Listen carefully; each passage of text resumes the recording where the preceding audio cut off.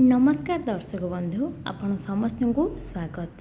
तो आसंत आज भिडियो रे आमे जानिबा कौन कले ठाकुर खुशी हेबे।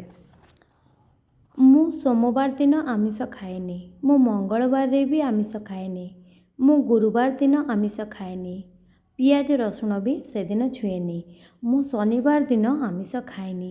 यही कथा प्रति 100 जनरे 90 जन एमिति कहती। हेले एही दिन गुड़िकरे एही 90 जन सकाळु राति जाए कौन कौन करती तार हिसाब रखती कि? एही दिन गुड़िकरे एमाने थरुटिए भी निजको पचारिबा दरकार कि मु आज आमिष पियाज रसुण खाएनी सत, हेले मु आज कहार क्षति करी नहीं तो, मु आज काहारी मनरे कष्ट दे नहीं तो, मु आज काहाठारु लांच खाए नहीं तो, काहा नारे चुगली करी नहीं तो, मु आज काहाको अपमानित काहाको खराब व्यवहार करी नहीं तो, मु आज मिछ कही नहीं तो, काहाको ठकी नहीं तो, जहा उत्तर मिलिबो ताहा ही तुमर असली परिचय।